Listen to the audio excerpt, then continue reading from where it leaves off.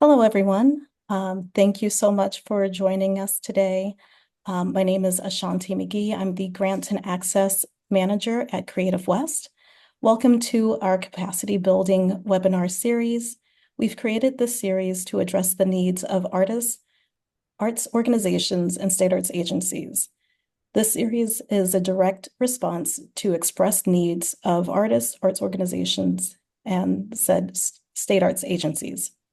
Our goal is to facilitate professional development and strengthen the creative community through sharing valuable information. Before we begin, I would like to share Creative West's preamble, shared commitments, and our Zoom. For our preamble, Creative West shares a fundamental and abiding commitment to equity, accessibility, inclusion, and belonging. We recognize and greatly appreciate the extraordinary contributions of our team and the impact we seek to have in communities in the West and beyond. We understand that trust is built slowly with communities we wish to serve that have experienced generational betrayal and trauma. Our shared commitments provide a grounding for generating spaces of trust and safety within our team and the communities we seek to serve through our work. We are dedicated to seeing these commitments reflected in our work over time consistently. Next is our shared commitments.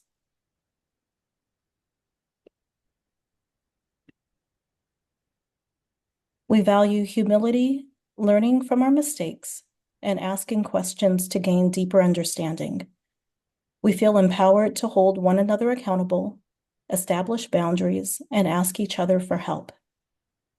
We lean into discomfort by facing challenges and conflict with openness and grace. We stay present by listening actively, being mindful of body language, and participating with the fullest of our ability. We share from our own experiences and grow as a team through the inclusion of every individual voice. We prioritize accessibility and are mindful of our language in ensuring belonging for all. Thank you so much. Let's see. And next is Zoom norms. Please keep your microphone muted when not speaking, and you can find the mute button on the far left corner. Please rename yourself and yourself to your first and last name, as well as your state or jurisdiction acronym. And you can click on participants, hover over your name, and click the More button to change. To ask questions or to make comments, please use the raised hand function and/or write your question in the chat at any time.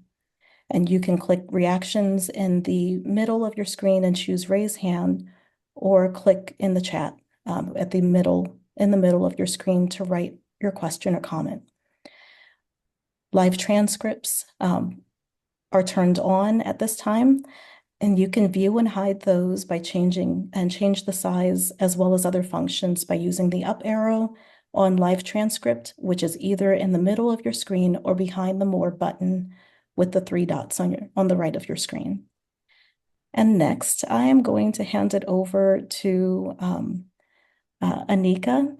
Our first webinar of the series is Creative Capacity. Of the Creative Capacity Building series is called Community Outreach and is hosted by Anika Tanay, Director of Grants, Awards, and Programs. And I'll hand it over to Anika. Thank you so much, Ashanti. Can everyone hear me? I can't see you right now because I've got my screen set up in a certain way. But let me know, Ashanti, if I'm not heard or anything.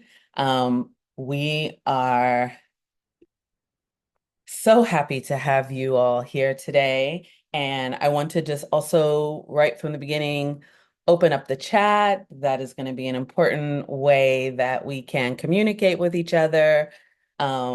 I have a lot to share with you, but I want to make sure that you know that the chat is yours. So please feel free to introduce yourselves, say where you're calling in from, who you are, what your work is, why this session was important to you.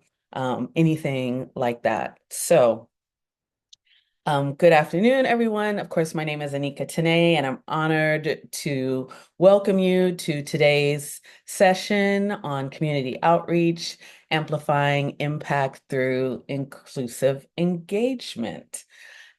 Throughout my career, I've been driven by a personal mission. I had a mentor who asked me what my personal mission was, and at the time I didn't have one.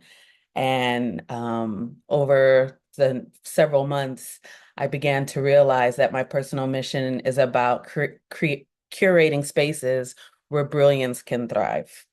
I'm a singer. I don't always have to have the microphone, but I want to make sure that there's spaces for other singers, other artists, um, who may not always have access, may not always have power, may not always have resources to use their voice.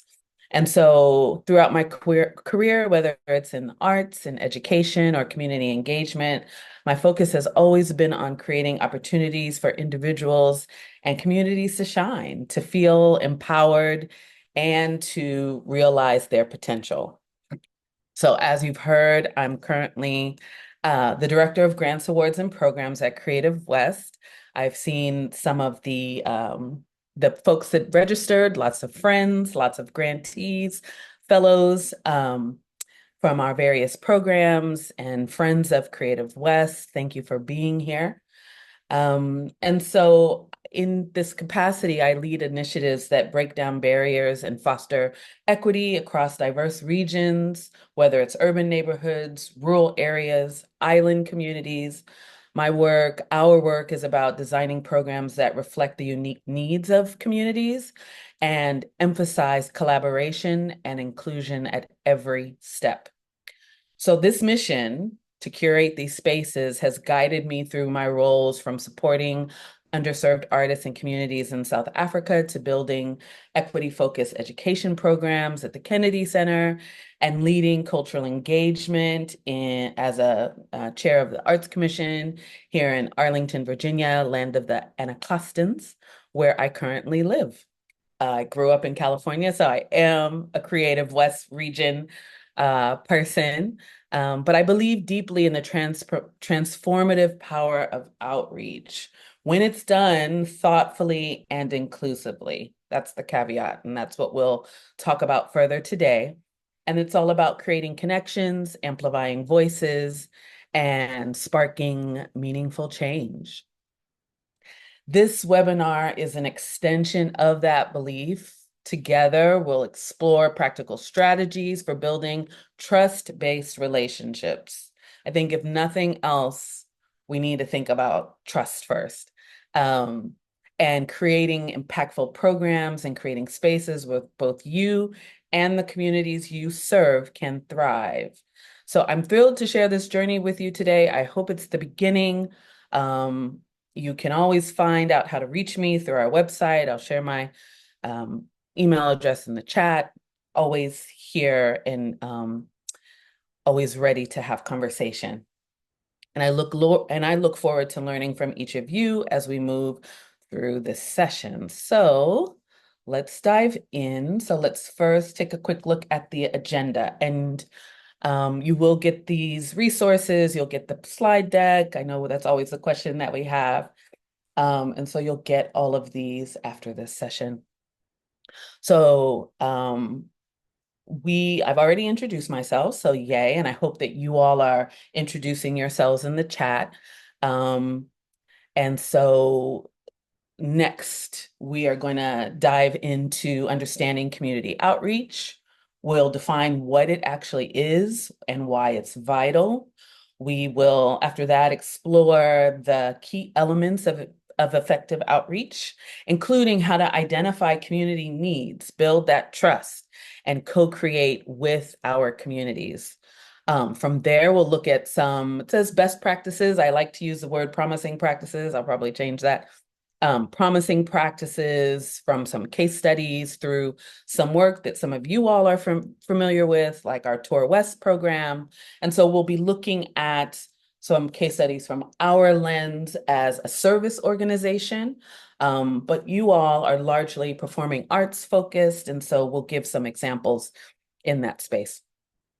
And you'll have time to do that when we have our interactive time, where you'll work in small groups, very small groups, about 4 people, and you'll engage in designing an outreach plan. So you'll have that tool, and it's a chance to apply some of the things that I'm going to share with you today and to kind of get feedback from peers, to meet a couple of people that hopefully you can keep in touch with.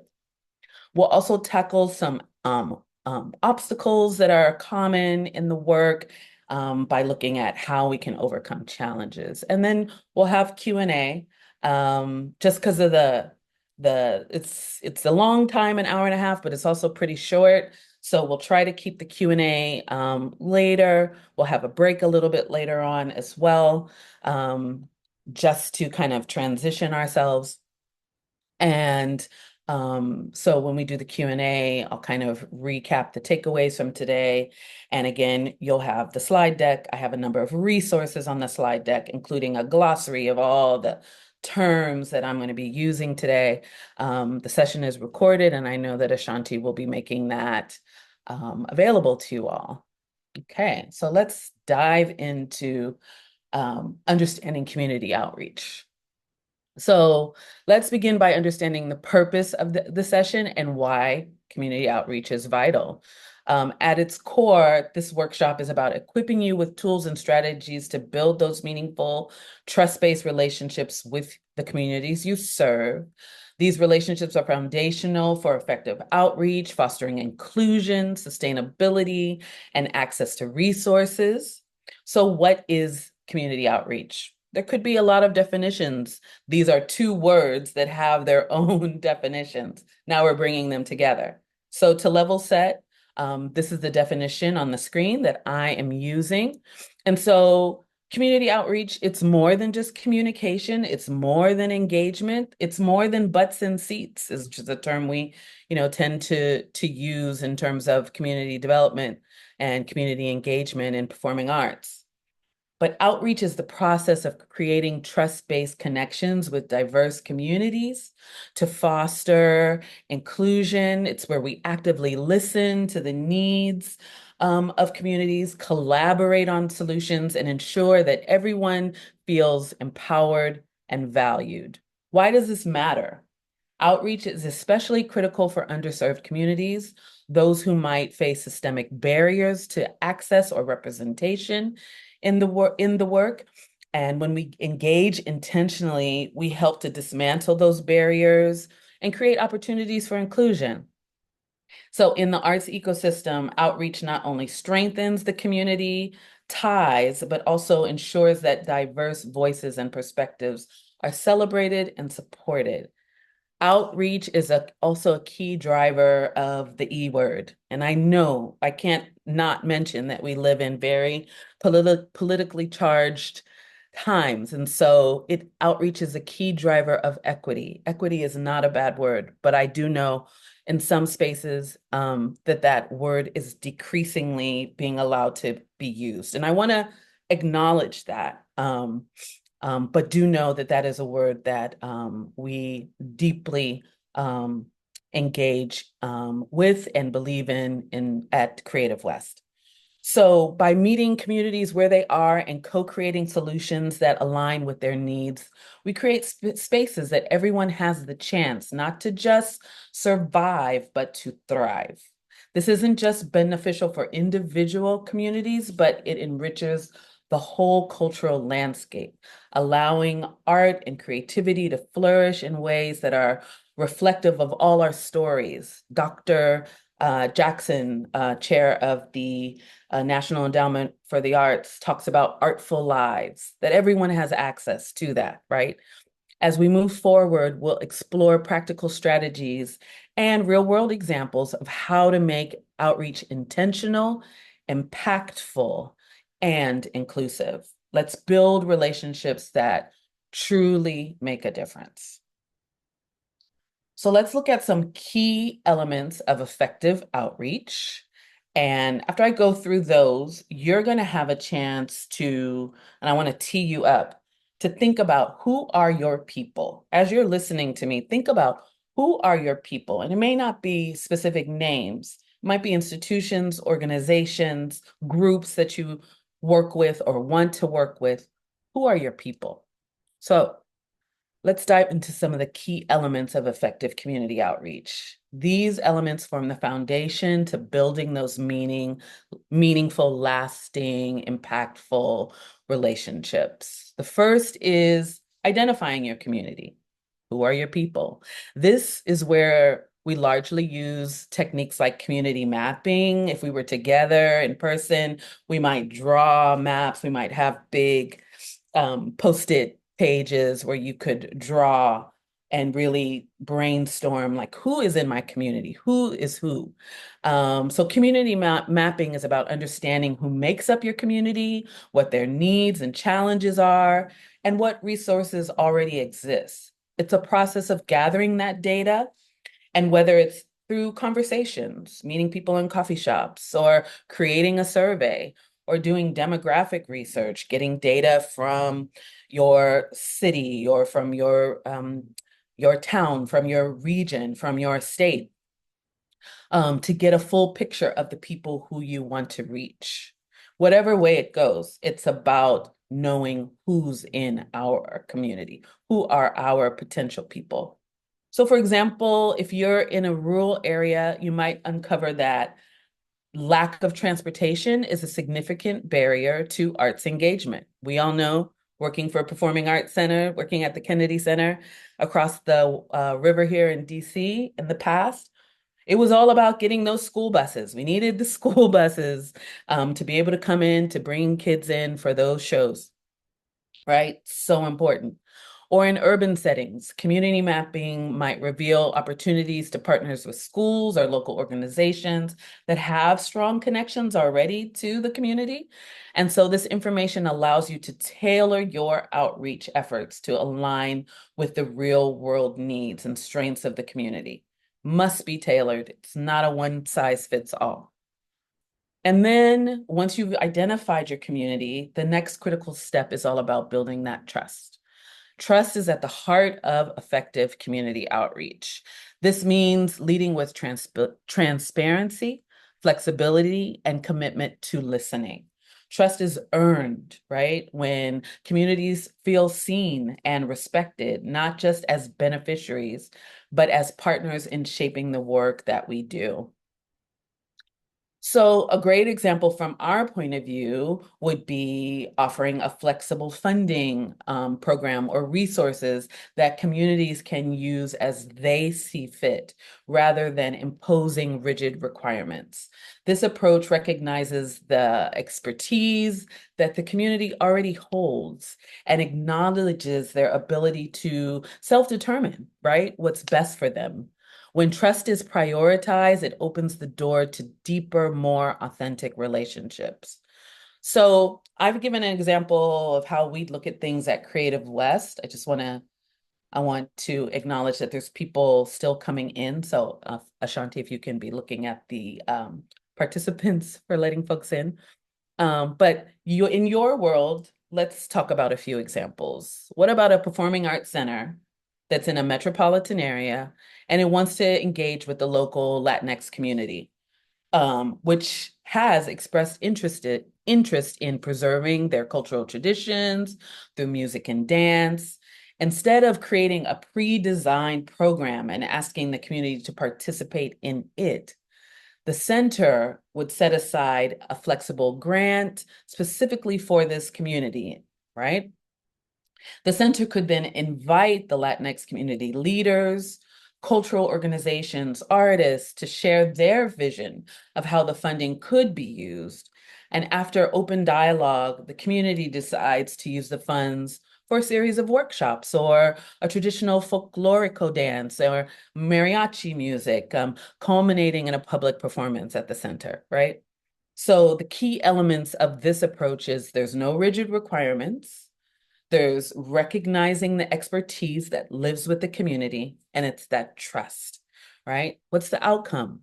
Not only does the community feel empowered, but the arts also strengthen, it's the art center also strengthens its reputation as a welcoming, inclusive space. Word will get out. When people speak about us, they will speak about, oh, we had this experience. I attended this show, and this is what happened there. I could really see how the community was not only engaged, but really owned the workshop, the process, whatever it is. So this flexible, trust-based approach creates a win-win for everyone. So another one, a performing arts organization wants to engage with the remote indigenous community in the Pacific Northwest to support the preservation of traditional storytelling and performance practices. Instead of creating a top-down program, the organization offers flexible funding to the community, again, with no strict requirements, asking only that the funds support local cultural initiatives, right? So, not strict requirements, but having this broad vision, having a broad objective or goal. That's how the organization comes in and shares, this is what we'd like to do broadly. How do you see that happening? And then the conversation, consultation with elders and community leaders. The community chooses to use the funds to host a series of storytelling gatherings. And these events allow elders to share traditional stories, songs with younger generations, while also training local youth to perform and document those practices. So the community also decides to use part of the funding to record the performances, creating an archive for preservation. So no prescriptive conditions, recognizing local expertise, prioritizing building relationships, right?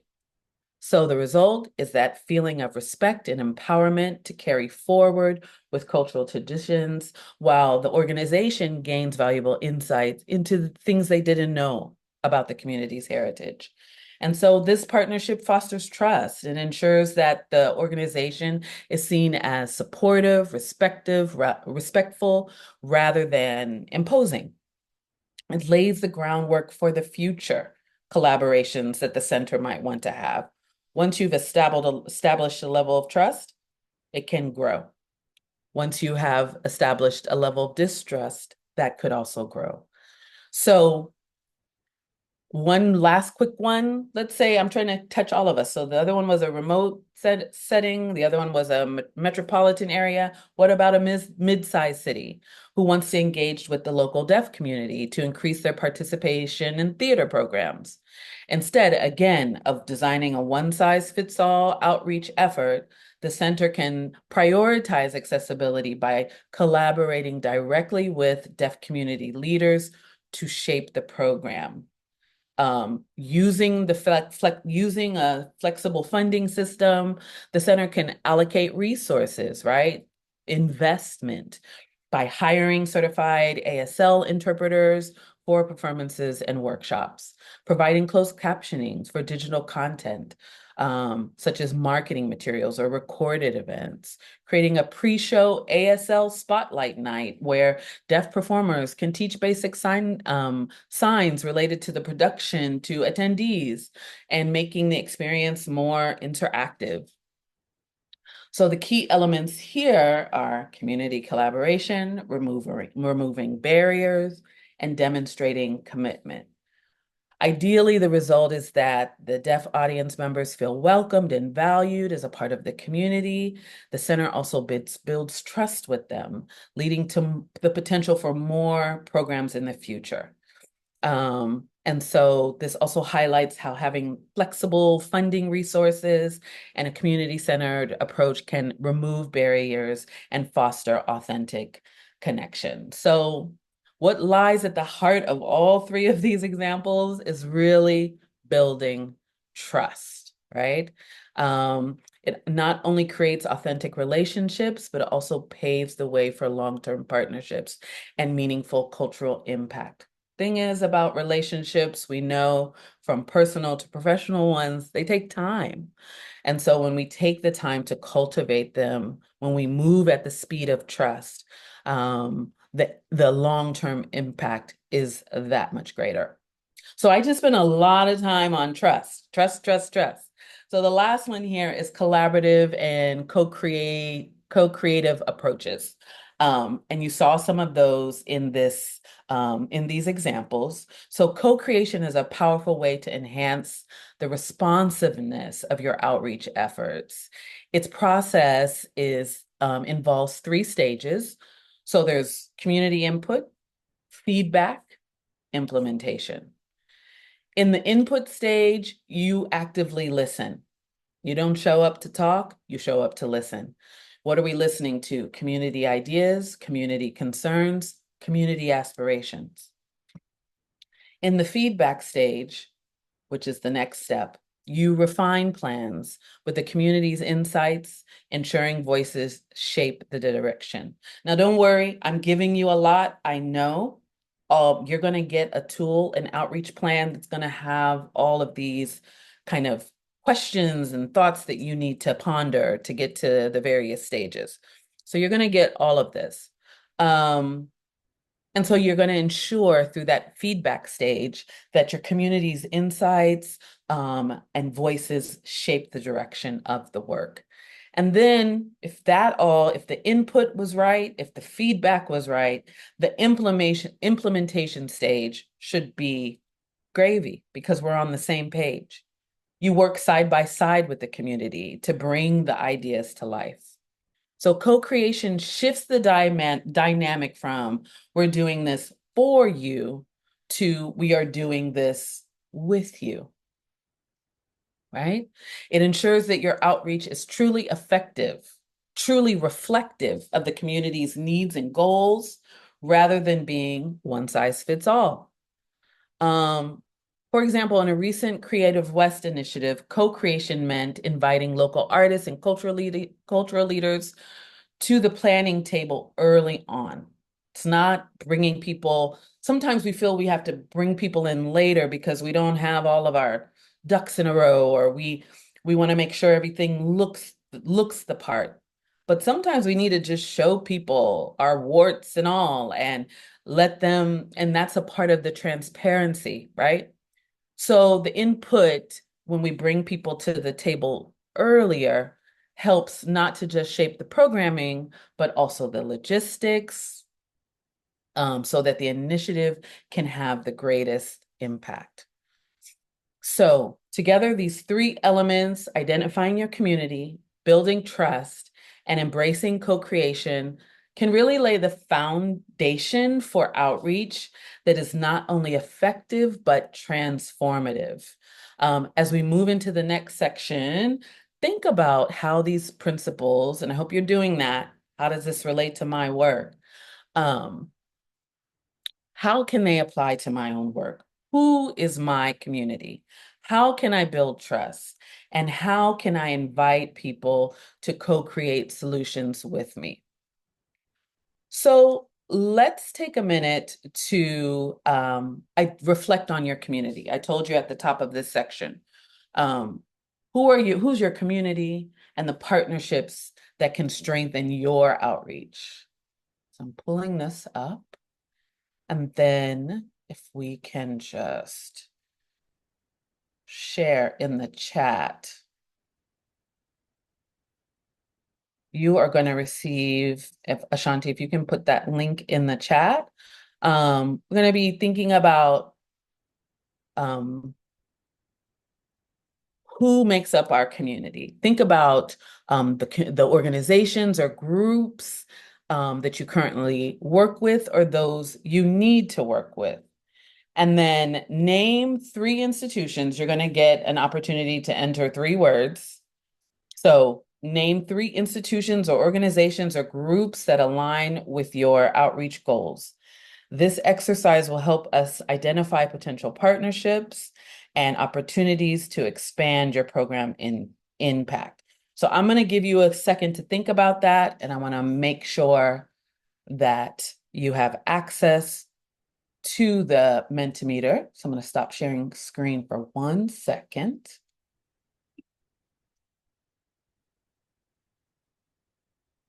Who are the folks that you need to work with or already working with? Are people getting access yet, Ashanti, if you can just unmic because I can't see anyone right now. Okay, I'm unmiked. Or unmuted. Let's see. Okay.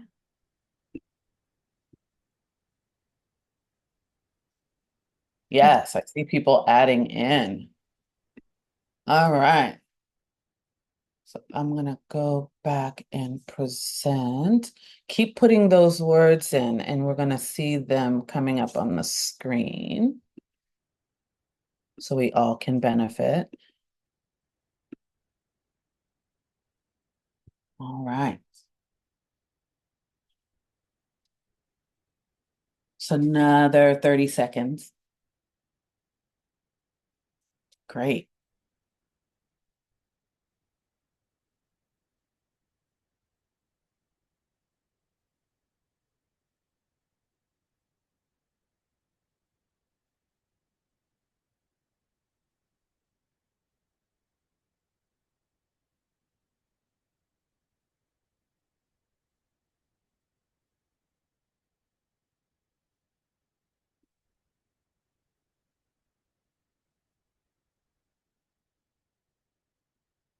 Back to my outline. Good, good, good. Lots of things popping up. So I'm seeing schools and artists as you know how these word clouds work. The words that most people are saying, those become the biggest. And you've got a lot of words, a lot of organizations, institutions, groups represented. Some of you have used specific names of organizations. That's great, just to get your brain going. So I see seniors, I see schools, I see artists are areas that are coming together for us. Schools are huge, right? Schools are huge when we think about everyone who's interacting in that school space, from teachers to students to administrators to parents to community organizations that rent space in schools, right? So schools become an important institution in our communities. And I'm sure as many of you are performing arts organization and have arts education programs, schools are paramount. I'm seeing a lot of other broader communities that you're naming, young students, people of the land, healthcare providers, rural populations, immigrant and refugees, public libraries, public libraries. I'm so glad to see that. Libraries are staples in our community. They've got resource boards, right? That whenever I go to the library, I'm looking, glancing and seeing what's going on in the community, right? So that's great. Thanks for the thumbs ups that are coming out too on this. So you all will get these results just to kind of keep your brain working about some of these things. Keep thinking about these things. And I'm gonna go back to my computer's a little slow right now. All right, so I'm gonna stop sharing this and we'll come back to that and I will go back to sharing the presentation.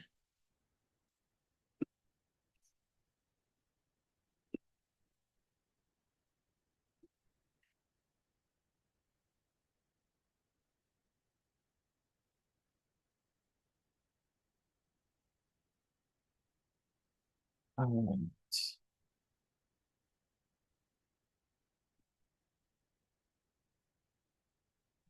Here, sorry about this. Lots of clicking has to be done. There we go.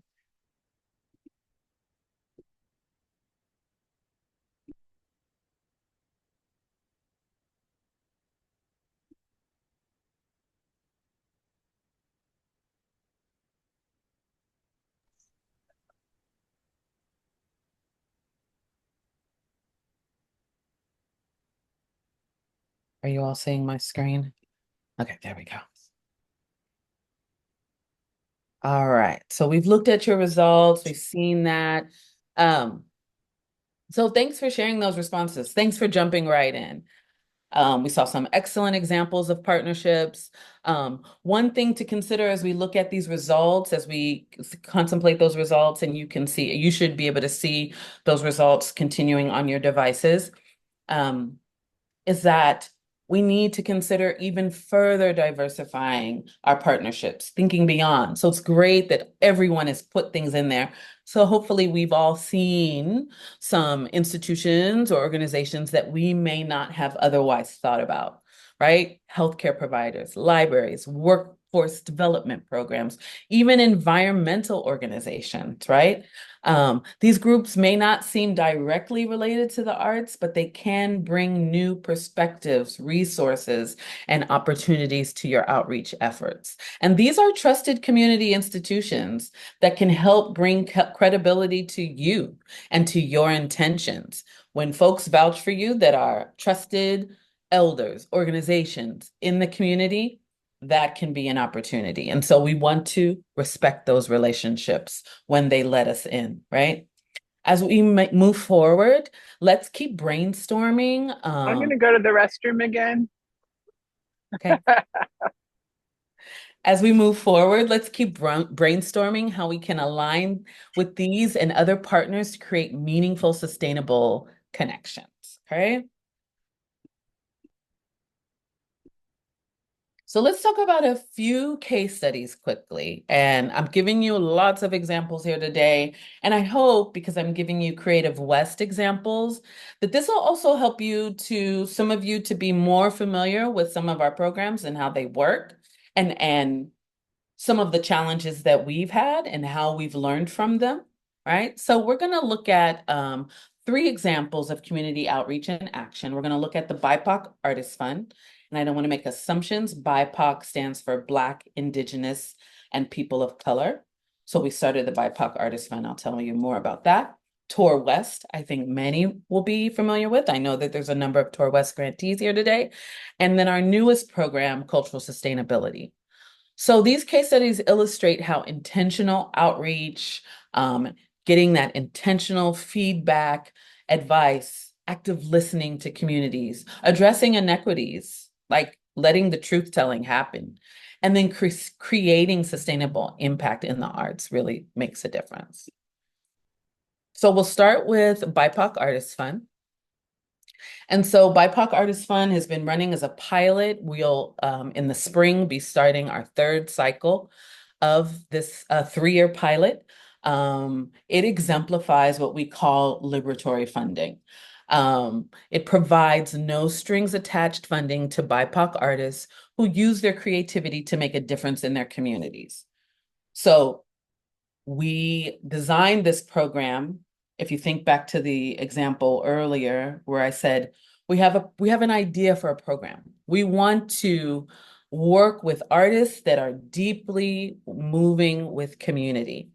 That's our broad requirement. We're not going to tell them how to work with community, but when they apply for programs, we should see that deep connection to community shining through in their application, right?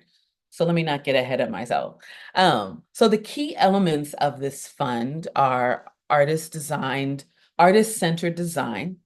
And so that means that BIPOC artists were involved in designing the fund, right? Creative West didn't just design the program on its own, but we partnered with members, alumni of our Leaders of Color programs to ensure that the program reflected their needs and values. And so we went through a month program.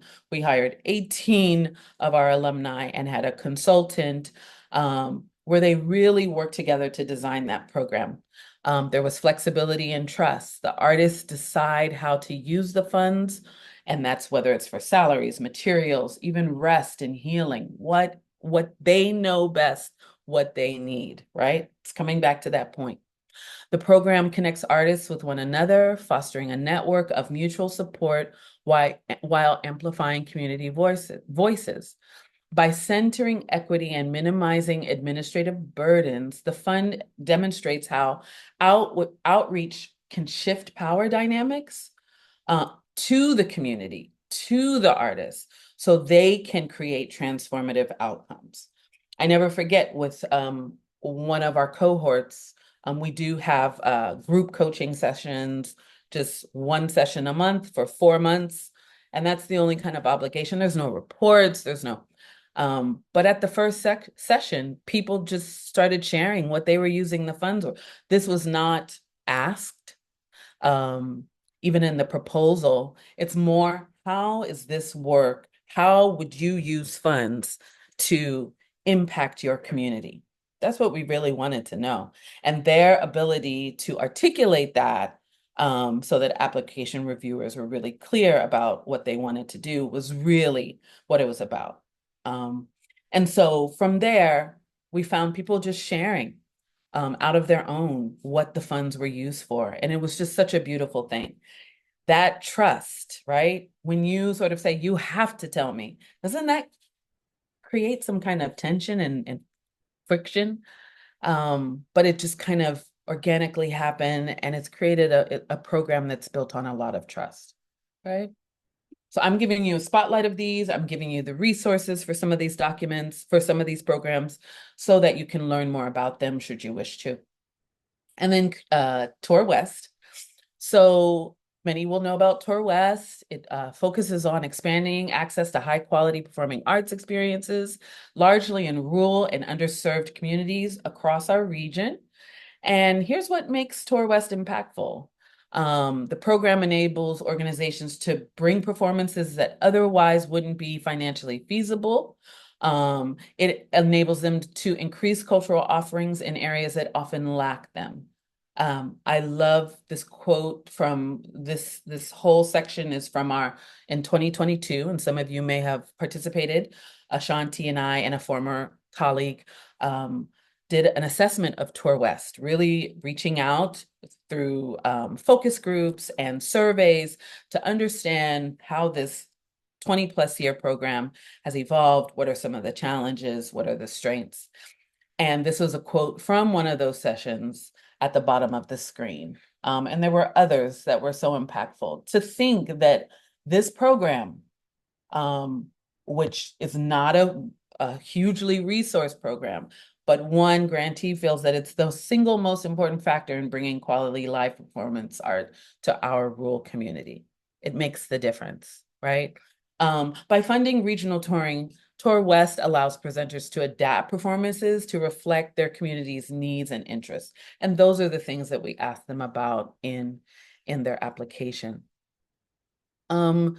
So one of the challenges that certainly came from our study, from our assessment, we learned that the limited funding, along with a really complicated application, could make it really difficult for folks. They would let us know this Tour West application is harder than some of the other applications that are a lot more funds.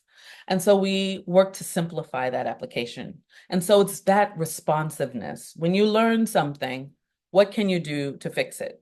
So we've thought, what are we doing that is a requirement by this National Endowment for the Arts funded program?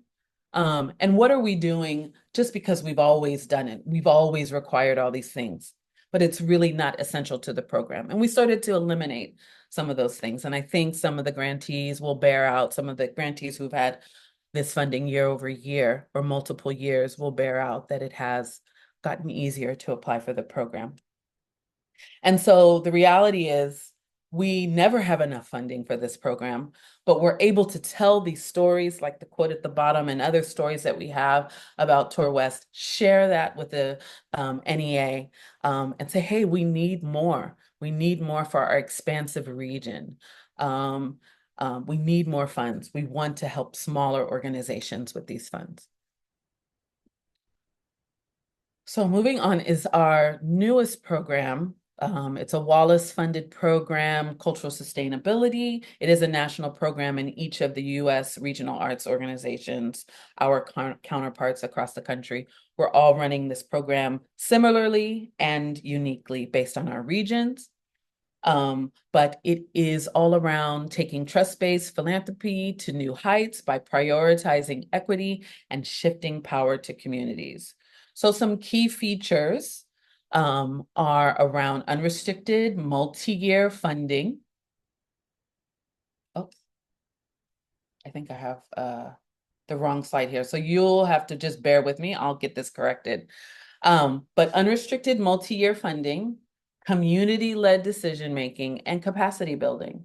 So organizations decide how to use the funds, which relieves the stress of traditional grants and allows for long-term planning. It's multi-year funding. It's 2-year funding. We'd love to be able to do more, but this is a huge step for us as an organization. And we held stakeholder roundtables to find out what is needed.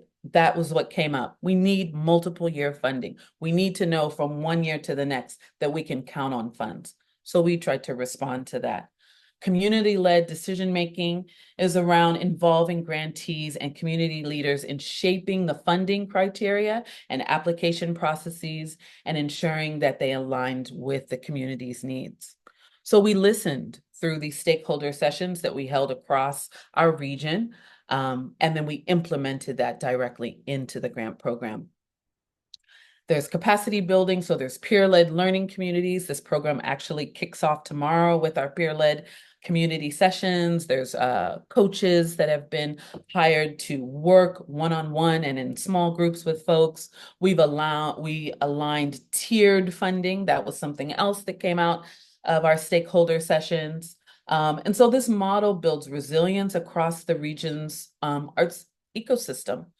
So it shows how outreach rooted in trust, collaboration, and equity can empower organizations to strengthen cultural heritage and amplify marginalized voices. I don't want to paint this pretty picture as if we've always gotten it right. This is a road that we've traveled.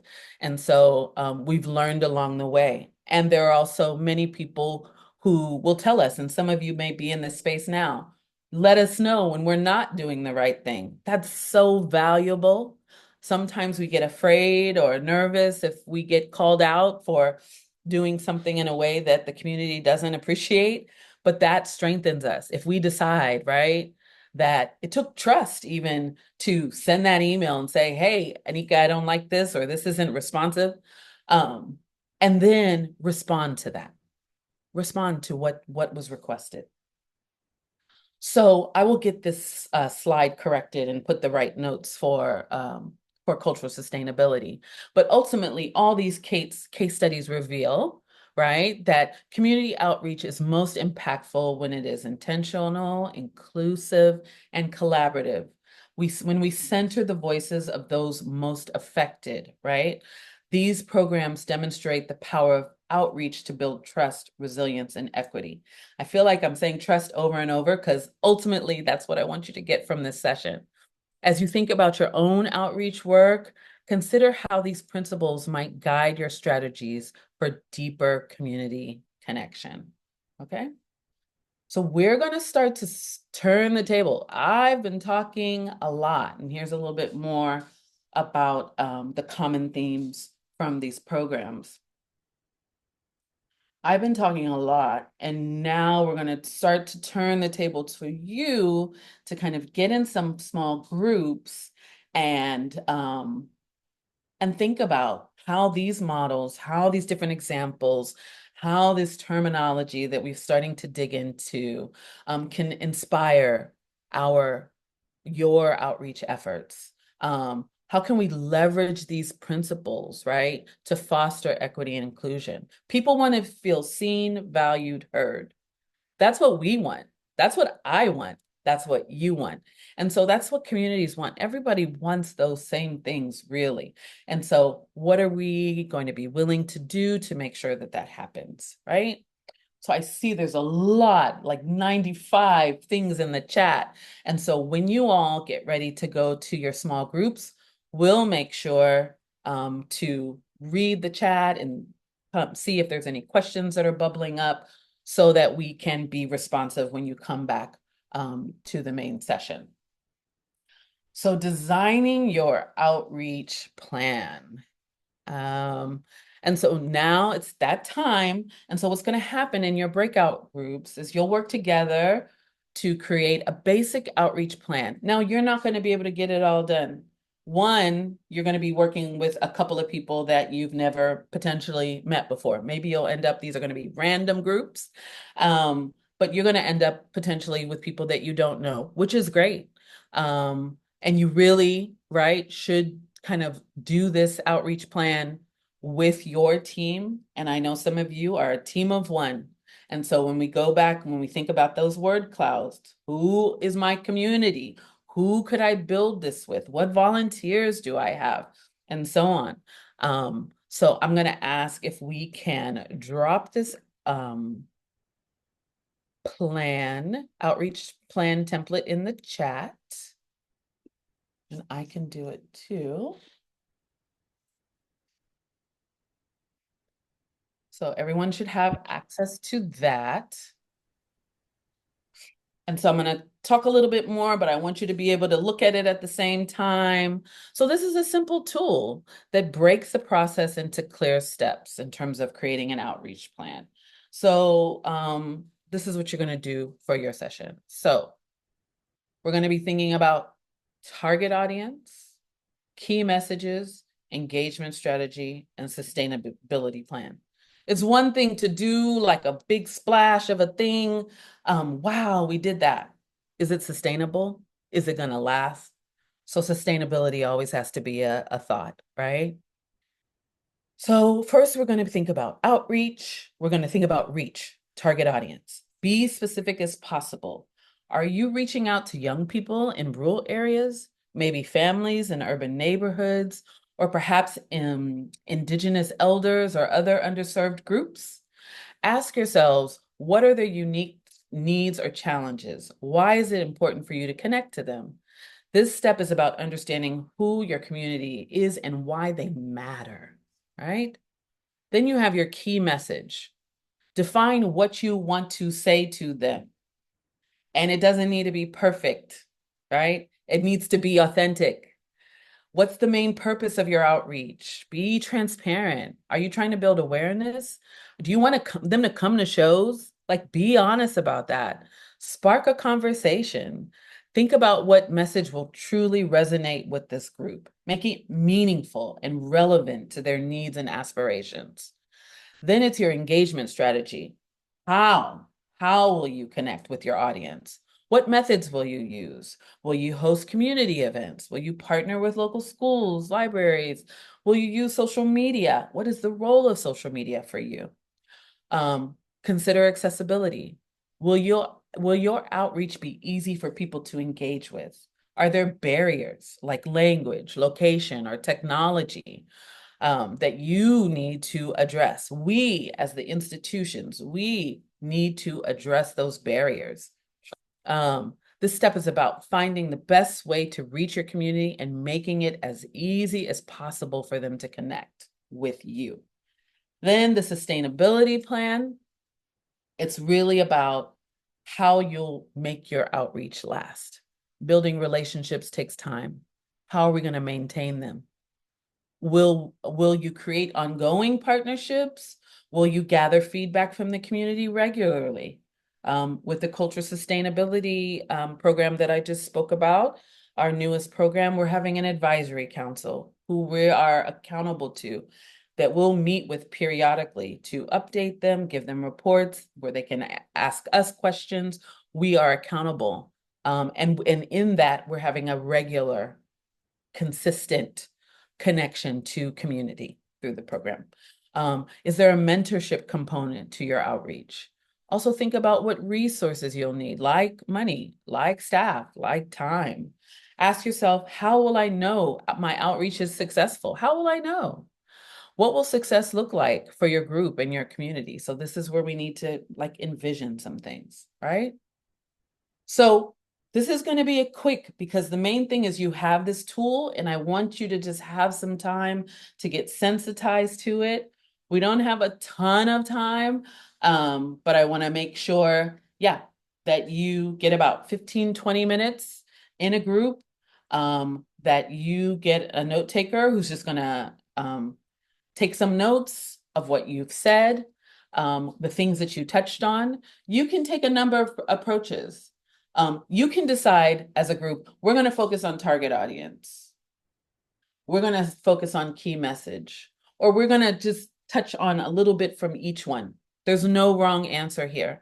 It's more about sensitizing, listening to other people, strategies that they've employed, even share things that didn't work and what you learned from them. That's so valuable, right?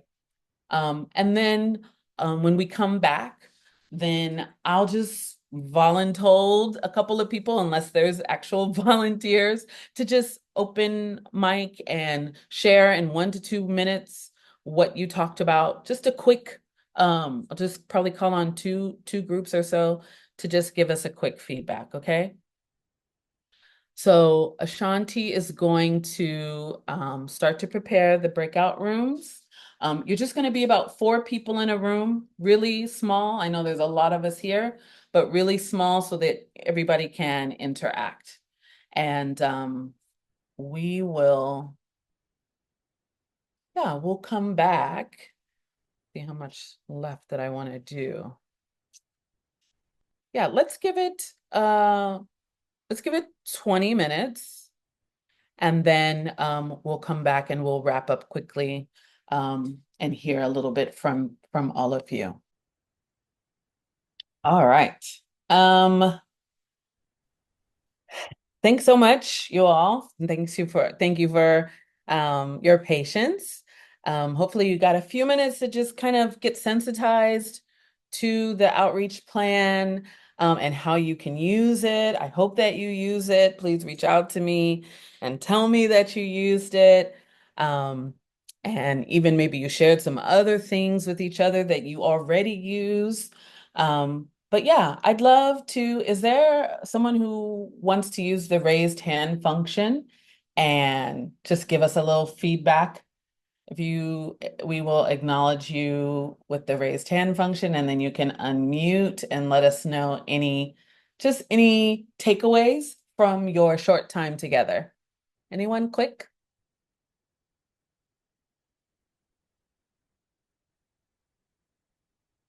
Oh, we're gonna close out very soon.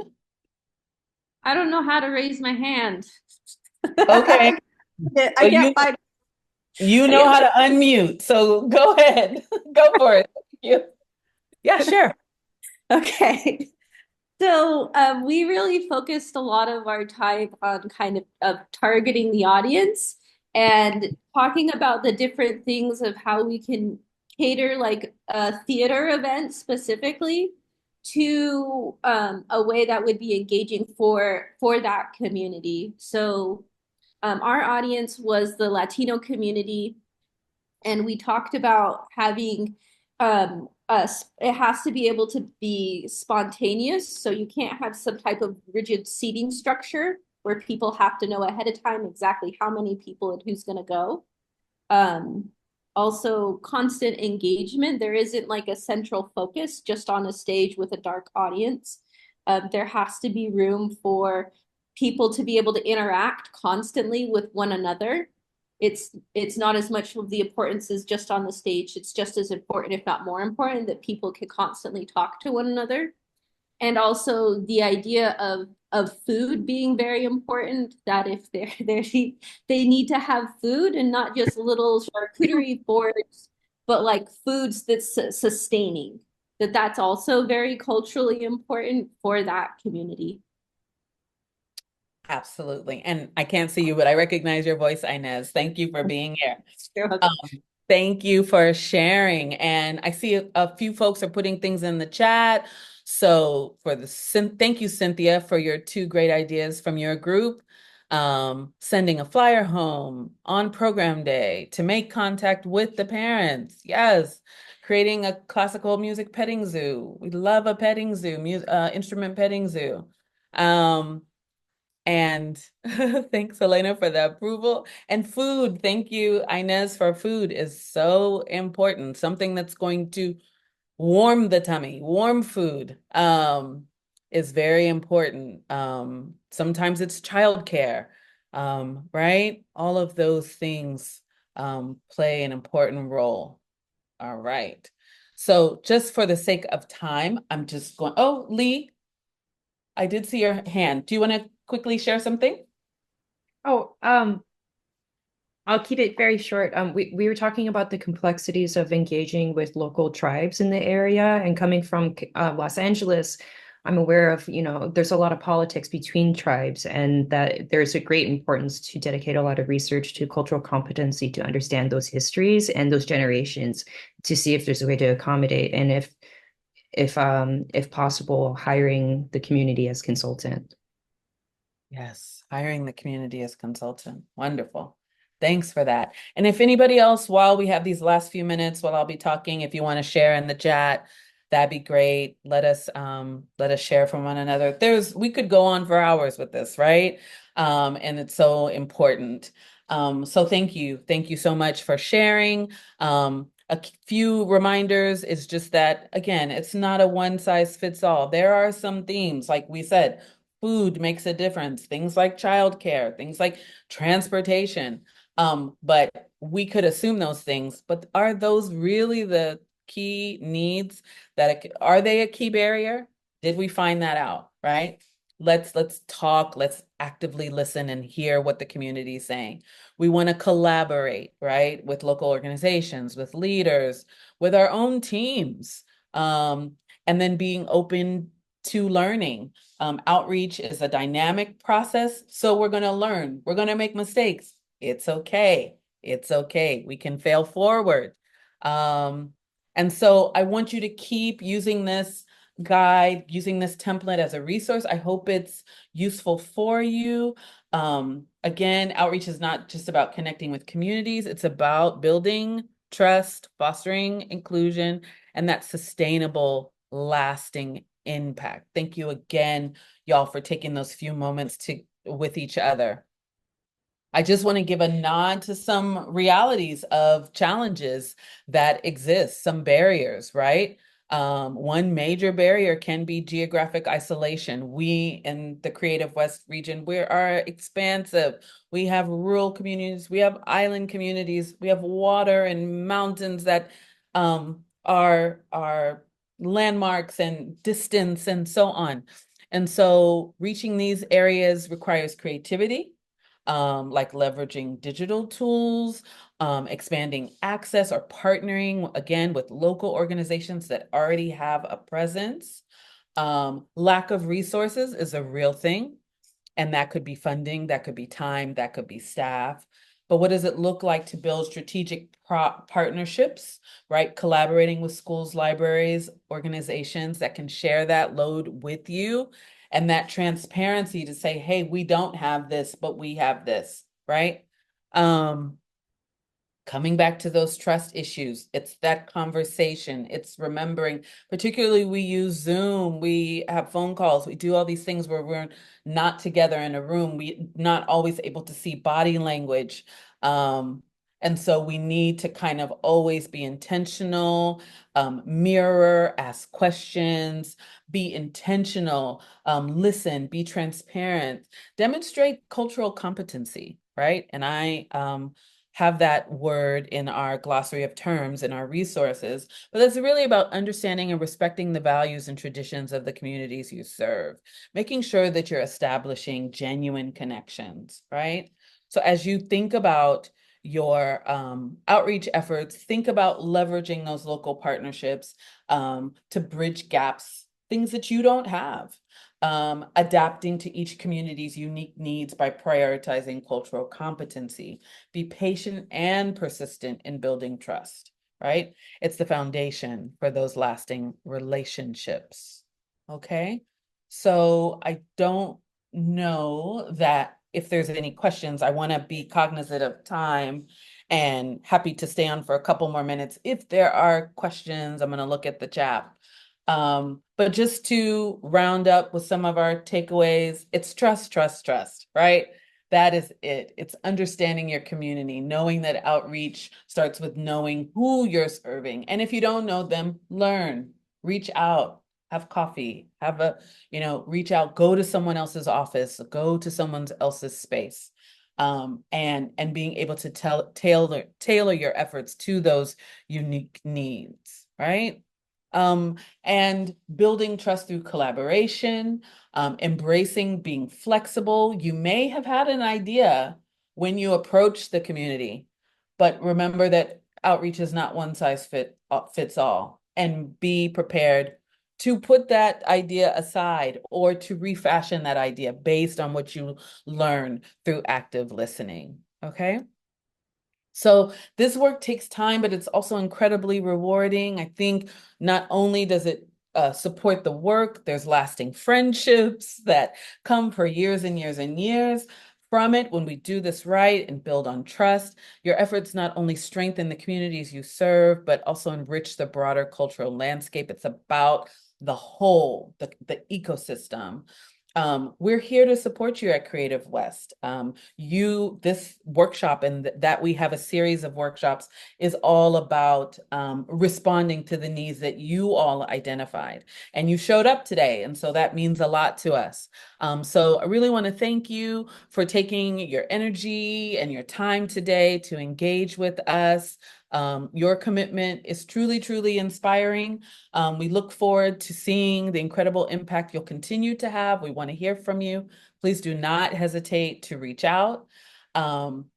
In the resources, when you get the slide deck, you'll have the results from the Mentimeter. Remember, we did those word clouds, the outreach plan templates linked there. The BIPOC Artist Fund, we presented at Grantmakers in the Arts in Chicago last fall. And so that whole presentation is there for you to learn more about how we structured that program and worked with community. The Tour West assessment from a couple of years ago, that report is there. And then a case study about the beginnings of our cultural sustainability program. And then a glossary of some of the terms that I use today. So thank you so, so much. And I'm going to hand back over to Ashanti. I want to thank Bonnie and Tash so much for the interpretation today. Thank you so much for being with us. And over to you, Ashanti. Thank you so much, Anika. Thank you, everyone. And I would also like to thank our incredible interpreters, Tosh Terry and Bonnie Chauncey Riggs, for interpreting our first webinar. To help us improve future webinars, I will be dropping a survey in the chat and it will also be sent out for the after this session as well. And please make sure to mark your calendars for the next webinar. The next one will focus on emergency preparedness with Jan Newcomb and Ruby Lopez Harper on January 29th. And the registration information will be shared with that for that one soon. And thank you so much for joining us today. And we look forward to seeing you in future webinars. So thank you.